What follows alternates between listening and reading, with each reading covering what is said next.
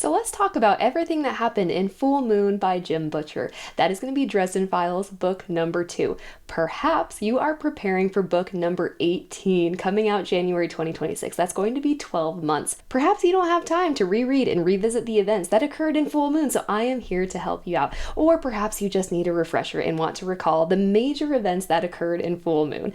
If you are more so interested in my spoiler-free review, I'll go ahead and drop a link below in the description box so you can check that out if you would like. If you are watching this video, you have likely read and hopefully enjoyed this book. So if you're here, welcome. I'm glad to go on this Dresden Files journey with you, and I hope that you're as eager as I am about 12 months coming out in about 6 months from today. Before we get started, don't forget to hit subscribe. I really appreciate the support. I love this channel. I love talking books. I love connecting with new readers, so I would be glad to have you. If you find yourself in need of book summaries, I have quite a few of those on this channel. If you enjoy watching book reviews, this is the channel for you as well. Most of my reviews are spoiler-free, though I do have the occasional spoiler video. I make sure to label those clearly so you know what you're getting into. For this video, it's for those of you who want to revisit everything that happens in this wonderful book. So without further ado, let's get started.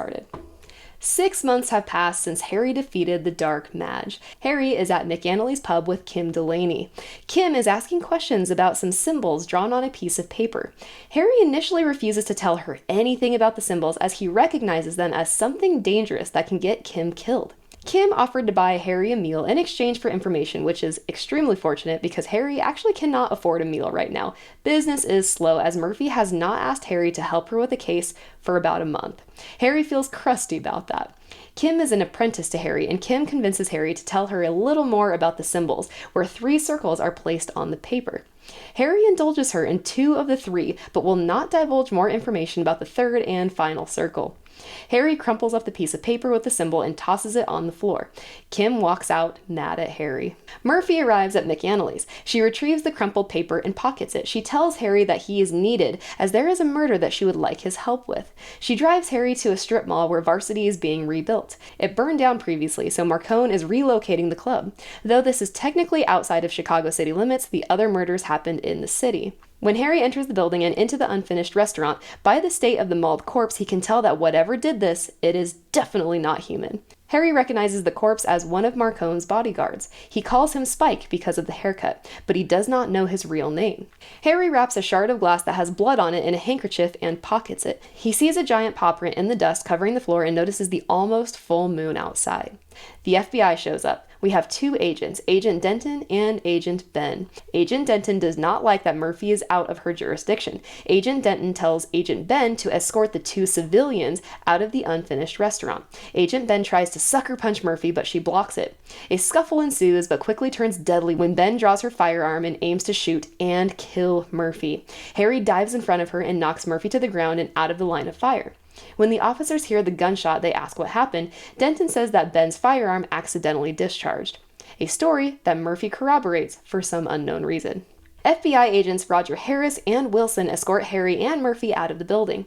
When Harry looks back, he sees that Ben has her head in her hands and appears to be crying, and when he looks at Denton, he knows that Denton is hiding something. Murphy is being watched closely by Internal Affairs, which is why she hadn't contacted Harry to help her with the previous murders. Due to the rumor that Marcone spread that Harry's involvement with the case last spring, Murphy has been monitored and she understands that her job is on the line. She says that if she can't put a stop to the werewolf killings, she will be jobless. As Murphy is driving Harry back to McAnally's, Harry apologizes to Murphy about withholding information on her 6 months ago, and makes a promise to not do so again. He feels that their relationship is somewhat repaired, but not exactly the same as it was before the Dark Mage incident.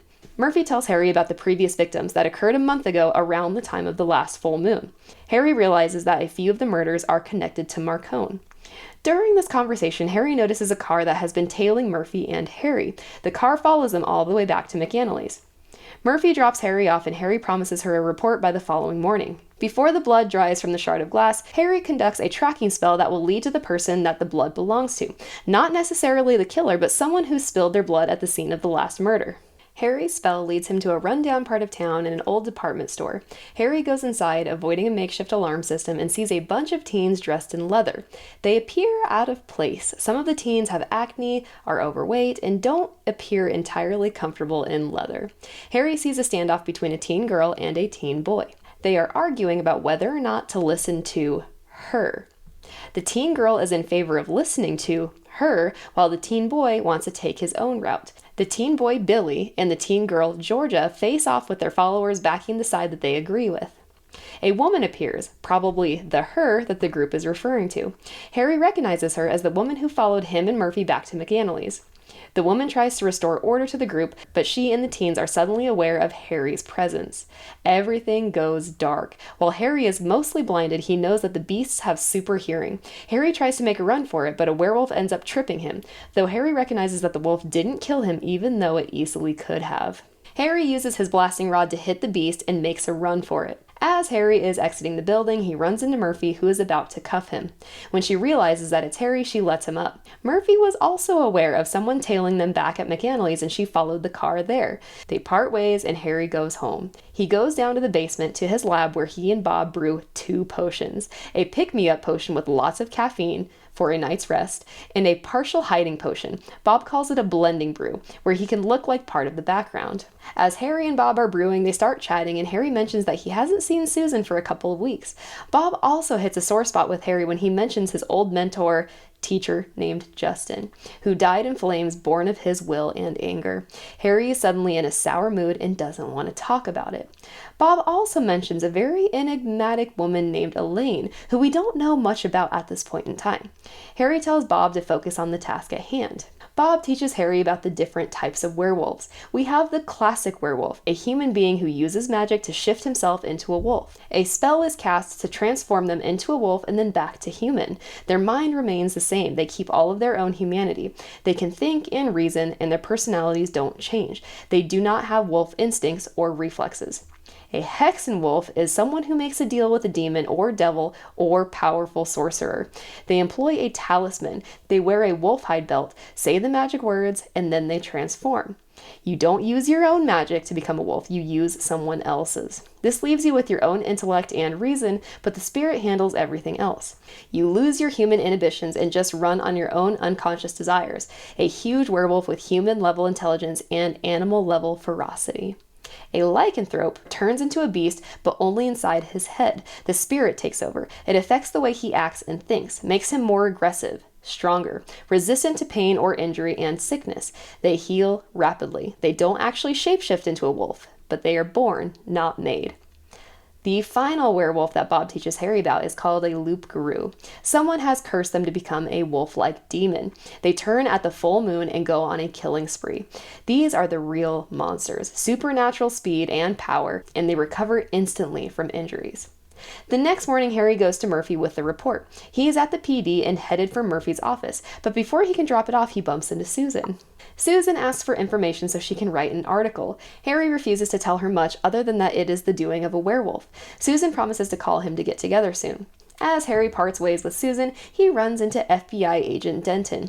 Denton tells him not to go into Murphy's office as Internal Affairs is currently in her office and it would not look good for Harry to make an appearance. Denton offers to take Harry's envelope containing his report to Murphy. Harry agrees and hands it over. Denton asks to take a look and Harry approves. Harry asks Denton to confirm that they are on the same team, in which Denton acknowledges. Harry leaves but calls Murphy. She speaks in a cryptic way that confirms to Harry that Internal Affairs is indeed there. He hears Denton enter and hears the slap of an envelope hitting her desk. As Harry is leaving the PD, Agent Harris stops by Harry's car and asks to hire him. Harris asks Harry to look into the Street Wolves gang. Harry agrees, but in exchange, rather than hiring for money, he wants all the information that the FBI and Chicago PD have on him. Harris reluctantly agrees.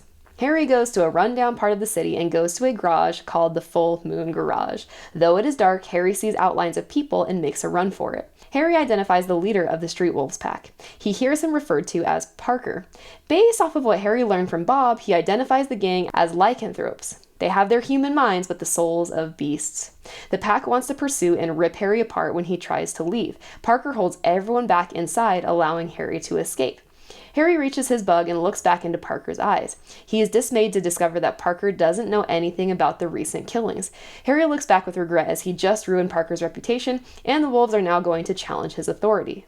Harry is terrified by the encounter and shakily makes his way back to his office, where he discovers Marcone sitting in his chair at his desk with Hendrix standing behind him. Marcone offers Harry a very appealing job that pays extremely well and would only require a few hours of time per month. Marcone has a vested interest in Harry solving this case, as Marcone worries that he might be next. A lot of his people are getting torn apart by these wolves. Harry declines this very appealing offer. He is surprised by just how much he despises what Marcone stands for. Though the money would be wonderful, he recognizes it as dirty blood money. Harry tells Marcone and Hendrix to get out. Marcone tells Harry that it's not wise to make an enemy of him and that he would not allow Harry to treat him this way if they were in public. Marcone says he'd have Harry killed for his disrespect. Harry rebuttals by saying Marcone would try, but could not successfully kill a wizard such as him. Even though Harry refused Marcone's employment offer, Marcone still wants Harry to solve the case so that he doesn't get torn to shreds. So he tells him to look into Harvey McFinn and the Northwest Passage Project. To pursue the lead that Marcone gave Harry, he traps a demon called Chauncey to obtain information. The demon asks for another one of Harry's names in order to trade the information. Chauncey divulges that Harvey McFinn is heir to a large fortune made in coal mining and railroads. He is one of the 10 richest men in the country. The Northwest Passage Project is him buying enormous amounts of land from the Rocky Mountains to Canada to preserve North American wildlife. Industrial interests looking to expand into the Northwest oppose this project. People like James Harding III, who was killed by a werewolf last month. Chauncey tells Harry that legend says that St. Patrick cursed McFinn's ancestor to become a beast at every full moon, and that the curse is hereditary, passed down to every generation. McFinn is what you call a loup-garou. Chauncey says that the Northwest Passage Project is really just a space for McFinn and his werewolves to have, but that Harding got in the way when he went to negotiate with McFinn. Chauncey tells Harry where he can find McFinn and gives an address, and tells Harry that McFinn was scheduled to meet with Marcone the following night. Chauncey tells Harry that he can provide information about Harry's parents, about their history as well as their deaths. To Harry's knowledge, his mother died giving birth to him, and his father died in his sleep due to an aneurysm. Chauncey hints that this is not the case, and he alludes to the fact that his mother had a dark past. Murphy calls Harry and tells him that there has been another murder. She provides the address that Chauncey gave Harry for McFinn's home address. When Harry arrives at the house, he feels that someone or something is watching him. The feeling passes, but he still feels uneasy. As Harry enters a bare room, he finds that the victim who is torn apart is none other than Kim Delaney, his apprentice. She is found completely torn apart next to the 3 circular symbols that she was asking Harry about recently. Harry feels guilty that he didn't help her when she came to him for information. Murphy appears extremely angry with Harry as she leads him to a room where she shows him a photo of McFinn with a woman. Harry identifies the woman in the picture as the same one who was following them. Murphy, who is still very angry, leads Harry to a cement room where there are more circle symbols on the floor. Harry begins to understand that the circles were part of a spell to keep the werewolf, McFinn, in. But the circle symbols were tampered with, which destroyed the integrity of the entrapment spell, and McFinn got loose and killed Kim. McFinn is aware of his curse and built this place to keep himself contained. Harry deduces that Kim knew McFinn and was trying to help him, but she didn't know enough to do so successfully, and she paid the price with her life. Harry finally understands why Murphy is so angry with him when she pulls out the circles on the paper that she picked off the floor of McAnally's when Harry was there with Kim. Murphy is pissed that Harry kept secrets from her yet again, and she punches Harry before cuffing him and arresting him. As Murphy leads Harry to the patrol car, he sees Carmichael holding off FBI agents who are on the scene. Carmichael is surprised to see Harry in cuffs and comments that he was just about to root for Harry as the underdog. Harry is cuffed and thrown in the back of the car and suddenly aware that McFinn is still out there. The killer has not been found or detained. He has a creepy feeling that someone's watching him again. As he turns his attention to the window, he sees a pair of amber eyes and identifies the woman he encountered at the garage, the woman who was also featured in the photo standing next to McFinn. Though startled, the woman introduces herself as Tara West and that she is McFinn's fiancée and she intends to help Harry escape. Harry is able to identify that Tara is a werewolf and was the one who attacked him at the garage. Tara asks Harry to help her fiancé by recreating the circle. Harry agrees and makes a run for it. Harry is spotted and shots are fired. One hits him in the shoulder. As Tara and Harry try to escape, they encounter a fence. Harry cannot climb it as his hands are still cuffed and he has a shoulder wound. Tara lifts him up and over and Harry tumbles over to the other side. There isn't time for Tara to also scale the fence as the FBI are upon them. Harry uses a spell to transport Tara in a cloud of mist and teleport her to his side of the fence. Harry blacks out. Harry wakes up in a dim hotel room, naked. His shoulder has been bandaged. Tara provides him with funky new clothes for Harry to wear. They get in the car and head to the woods where Tara knows that McFinn will be. When they arrive, Tara makes a lot of noise in order to be heard. Her foot gets snagged in a trap and Harry gets attacked by a very large, half-naked man. Harry is in a losing battle and out of desperation calls upon his magic to electrocute the man, who is McFinn. Tara disengages herself from the trap and makes her way to McFinn. She believes him to be dead and accuses Harry of killing him. In a rage, she attacks Harry, and Harry uses his magic again to ward her off with a powerful cyclone that throws her back into the trees. When Tara emerges from the trees, she sees that McFinn is indeed alive, and they embrace each other and kiss each other passionately. McFinn asks if Kim is dead. McFinn tells Harry he didn't kill the others, who were killed outside of the full moon. Harry wonders if Tara is covering for him by committing the other murders to throw off the trail. Harry asks Tara about the Alphas. Based on the reaction and response from both Tara and McFinn, it's clear that Tara has not told McFinn about the Alphas and that they have been kept a secret from him. Harry hears Murphy and Carmichael pursuing them, so they all separate to try to lose them. Harry tells the two others to meet him at a gas station. Harry arrives at the gas station and waits a long time, but neither Tara or McFinn show up. Just as Harry loses hope of being reunited with them, he sees Tara completely naked. He gives her his duster and she tells him that McFinn has been captured. Harry calls Susan and asks for a ride. Susan picks them up and is surprised to be introduced to Tara. Harry says that he needs to gather some supplies from his home, so Tara offers to distract the cops that are staked out at his place in order to allow Harry to enter and exit without being noticed. Tara dances naked under a nearby streetlight, and the cops do not notice Harry come or go. Harry packs a bag and jumps back in the car where he has Susan drive him to the police station. Harry drinks the blending potion. He puts on Mike's overalls. Mike is Harry's mechanic for his bug. The coveralls were left in his car after Mike's last maintenance work on the bug. Though the coveralls are too short for Harry in both pant length and arm length, with the potion's help, Harry is able to blend into the background. He has no trouble getting through the security at the door. Though this win is short-lived as the moon has risen and McFinn transforms, Harry is too late and he is out of time. Harry sees prisoners being torn apart on monitors at the guard station. He is terrified of the beast attacking the prisoners who are stuck in their cells. As Harry tries to get the situation under control, he gets his foot mauled by the werewolf. As Harry is about to be attacked by the werewolf, Murphy steps between him and the approaching McFinn. Murphy uses her own bullets to hit the beast, which are made from inherited silver from the earrings gifted to her by her aunt. Harry is injured and delirious and asks Rudy, the rookie cop, for a stuffed animal and a cup. Rudy is able to locate and provide Harry with a Snoopy doll. Harry blasts a hole in the wall to confront the beast, who is driven away by Murphy's bullets. Before Harry can carry out his plan, Murphy gets pinned by the werewolf, but Carmichael dives in and ends up dying to save Murphy. Though Murphy suffers a broken arm, she is alive. Harry uses thaumaturgy to bind the beast. He smears the blood of the werewolf on the Snoopy stuffed animal, draws a circle, and uses parts of his coveralls to bind the mouth shut and tie up the creature in the hopes that it will immobilize it until the sun comes up. Harry leaves the PD. No one tries to stop him as it's chaos outside. A fireman helps Harry down the final flight of stairs and does not notice that Harry has handcuffs dangling from his hands. Susan helps Harry down to the car, and Tara also helps Harry into the car before he falls asleep. While Harry is passed out in the passenger seat of the vehicle, he has a conversation with his subconscious, a better dressed, better groomed version of himself. Unconscious Harry has a conversation with subconscious Harry and realizes that someone ruined McFinn's circle intentionally and that McFinn couldn't possibly have killed all the victims as many murders occurred outside of the full moon. Harry wonders who he can trust and considers Tara and whether or not she is trustworthy. His subconscious brings up Elaine and Justin. Though Elaine is presumed to be dead, this conversation reveals that Harry knows Elaine is indeed alive. We don't know the full details, but it seems like Elaine may have been dabbling with some dark magic before everything went up in flames. Subconscious Harry tells unconscious Harry that the one who is behind the murders is someone he hasn't considered, someone in the background that he needs to pay attention to. Harry wakes up in Susan's car and realizes that they are being followed. Harry rolls out of the fast-moving car so that the pursuers can confront him and it will allow Susan and Tara to get away.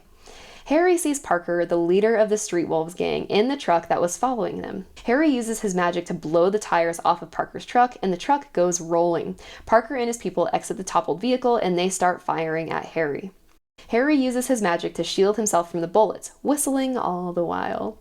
At this point, Harry is exhausted. He has used every bit of magic that he has available to him. Magic fails Harry and he has to resort to his gun. He pulls his gun and shoots Parker in the knee. While this temporarily slows Parker down, it definitely does not stop him. While Harry confronts Parker, he forgets that there were two vehicles following him. The street wolves in the second car beat Harry until he stops moving. They bind him and throw him in the back of the vehicle. Before the lid of the trunk closes, he sees Roger Harris drive by, but Harris doesn't seem to notice him. Harry starts laughing as all the pieces fall into place. Harry wakes up to find himself bound, but that his wounds were dressed. He is hooked up to an IV, which he is able to rip out.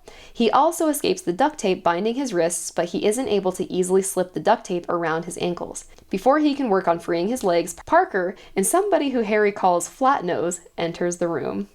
Flatnose wants to kill Harry, but Parker tells him not to, that they need to wait for Marcone to arrive. Harry plans to antagonize Parker in an attempt to get Parker to turn his back and get something so that Harry can make his escape. The plan goes to hell when Harry pisses Parker off so bad that he decides to kill him with a tire iron instead of wait for Marcone. Luckily, Marcone and Hendrix arrive just before Harry is battered with the tire iron. Marcone offers Harry the same deal of employment. He even sweetens the deal by offering to also take pressure off of Murphy in regards to internal affairs. Harry knows that Murphy wouldn't want that and still declines the offer. Harry plans to use magic to hurl tools at Marcone, Hendrix, Parker, and Flatnose, but his magic fails him yet again. Parker gets mad at Marcone, saying that it wasn't part of their deal for Harry to leave with Marcone. Parker hurls the tire iron at Hendrix, who dodges and pulls out his gun but is quickly tackled by Flatnose. Parker hurls himself at Marcone, but Marcone pulls a knife and cuts Parker's wrists.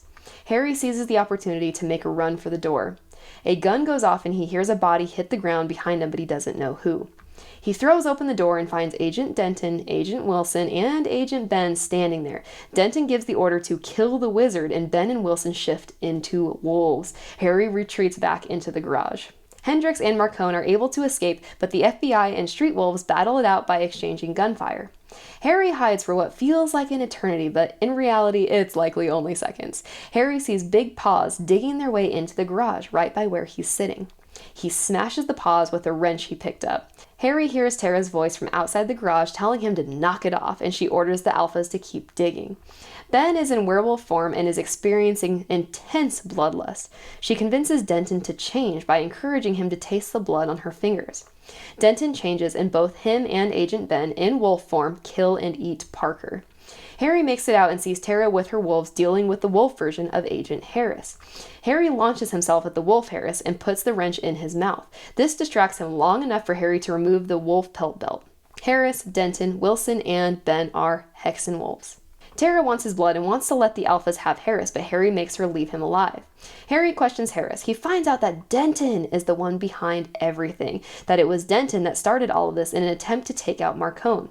He wanted to frame the street wolves for the murders. Harris admits that Denton and them ruined McFinn's circle and that Denton sent Harris to tell Harry to investigate the street wolves, hoping that they would kill him and get him out of the way. Harry tells Harris to deliver a message to Denton, that at moonrise he will face off against Denton at Marcone's place. Harry meets up with Susan, who has a rented van to transport Harry, Tara, and the gang of alphas. In the van, the wounded alphas are being treated by an alpha named Georgia, the one who was previously arguing with Billy. Susan takes them to Burger King, and Harry places the paper crown on his head before digging in, declaring himself the Burger King. Harry talks to Tara. He asks her why her blood was at Marcone's restaurant. She admits that it was because she was pursuing the street wolves who harassed her fiancé. He then questions her about the alphas, and Tara simply states that they are kids who wish to learn, so Tara took them under her wing and is deciding to teach them. Harry asks Tara who she is, and he mocks her for her cryptic answer. The gang go to Georgia's parents' house. Her parents are currently vacationing in Italy. Harry talks to Billy. Billy convinces Harry to let the alphas help. Harry is impressed by the kids' spirit and agrees, but makes Billy agree that Harry is in charge and that Harry makes all of the calls. Georgia joins the conversation, and her and Billy share an intimate moment when she discovers that he's hurt. Harry meets Susan in a room, and Susan cleans Harry up with tenderness before they have sex. Susan tells Harry that she doesn't know if she wants to fall in love with Harry. She gives him an early birthday gift. A new duster. Susan drives Harry, Tara, and the alphas to Marcone's estate. Susan stays in the van in case they need a quick getaway. Harry gives a pep talk to the alphas while waiting for Tara to return after finding a way in. The whole property is surrounded by a high wall. When Tara returns, she says she found a crumbled section of the wall, but it's on the other side of the estate. The wolves can get there quickly, but Harry decides to climb up and over the wall as he does not have time to run all the way. Plus, he's still very injured and can't really run anyway. Tara helps him over the wall, and he waits for the Alphas and Tara to arrive and meet him. They never arrive. When Harry goes to investigate, he sees Billy get shot by a tranquilizer gun. He sees that every single Alpha was shot. Billy was the last one to fall. Harry sees Marcone and Hendrix appear next to Denton and Ben, and Harry realizes that Marcone doesn't know that Denton has it out for him. Denton and the other agents convince Marcone that it was the Alphas who were after him. Harry is able to sneak up on Denton and point his gun at him. Harry takes Denton's wolf pelt belt. Harry makes Denton call the other wolves, the agents, to come out of their hiding spots. Denton does this, and both Ben and Wilson appear out of the woods. Denton tells them to drop their guns and pelts, and they do. While talking to Denton, Harry discovers that Denton planned to set up McFinn to take the fall with the White Council and the Street Wolves to take the fall for the cops. Ben and Wilson retreat to bring out their hostage, who happens to be Murphy. Denton is about to shoot Harry when Harry locks him in a soul gaze, which buys him a few seconds, though Denton still plans to shoot him. Marcone intervenes at the perfect time again and tells Denton to let McFinn kill Harry when he arrives. Denton shoots Hendrix. Harry is drugged and thrown into a pit with about 7 inches of water at the bottom. Harry finds that Murphy is there with him, as well as Tara and the Alphas. Marcone is strung up above the pit and left dangling by a platform suspended by a rope as bait for McFinn. Murphy admits that she likes Harry, but can't trust him. McFinn has arrived. Marcone is able to get to his concealed knife and cut the rope from the platform. The rope dangles down into the pit, and Harry is able to climb up and out. Tara climbs the rope after Harry and changes into her wolf form to fight McFinn. Agent Ben appears and changes into a wolf. Left with no magic and no choice, Harry uses Harris's wolf pelt belt to change into a wolf. He battles it out with Agent Ben and wounds her significantly, but before he can kill her, Agent Wilson appears in wolf form and goes to attack Harry, but Harry evades it and Wilson tears open Ben's throat and kills her. Harris comes out of the trees and shoots at Wilson, thinking he was an escaped Alpha.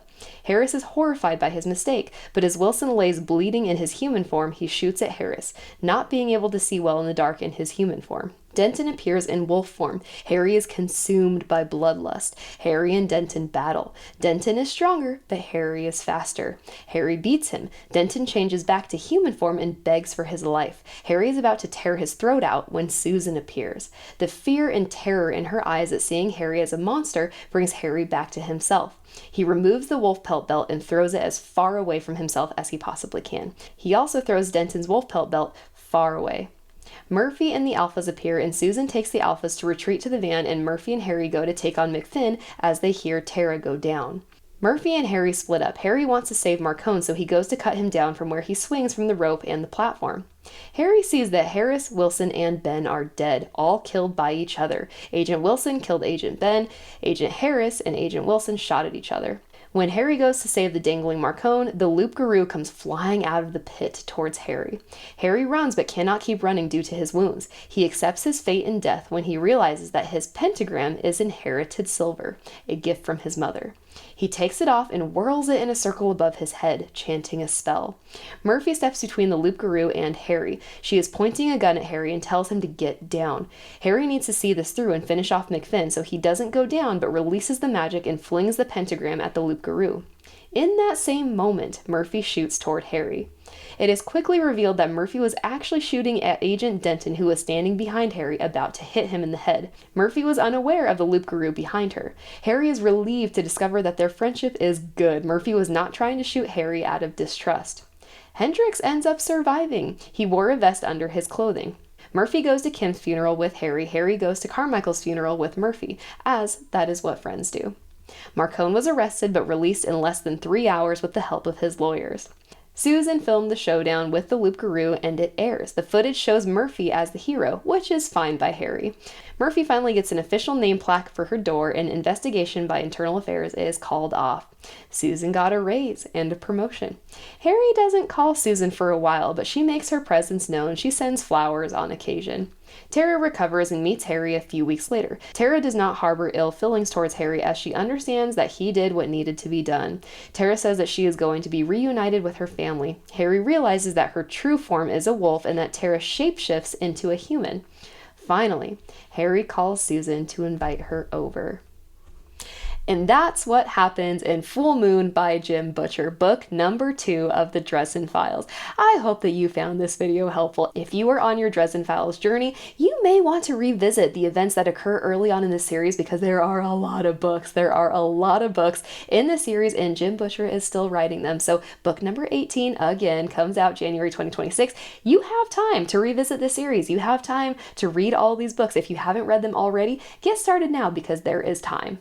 Once again, I hope you consider subscribing to my channel. I love this channel. I love talking books. I love providing book summaries. I hope that they're as helpful to you as they are to me because I have a habit of forgetting the events that occur as soon as like a week passes after I close a book. Those little details just start evaporating and it gets worse and worse as time goes by. So this was actually my second read through of Full Moon, and I'm embarrassed to say that in the 2 years from when I first experienced the book to when I just reread it now, I forgot a lot. It's horrible. These scenes that Jim Butcher has crafted are some of the most fantastic action scenes that I've ever come across, and it's embarrassing that I forgot as much as I did. So this is why I'm creating this summary video. I hope it is helpful to you as well, and I hope that you enjoy your Dresden Files journey.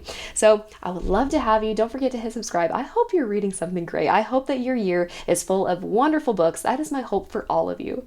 Enjoy reading through the Dresden Files. Enjoy each and every one of these books. I will be coming out with more content as I make my way through these books. I'm currently reading book number 3, which is Grave Peril. I should have that finished up within the next few days. So once again, if you are on your Dresden File journey and you're looking for recaps or reviews of all of these books, they will be coming your way shortly, all available on my channel. So thank you so much for watching. I hope that you're reading something great, and until next time, I'll catch you on the flip side.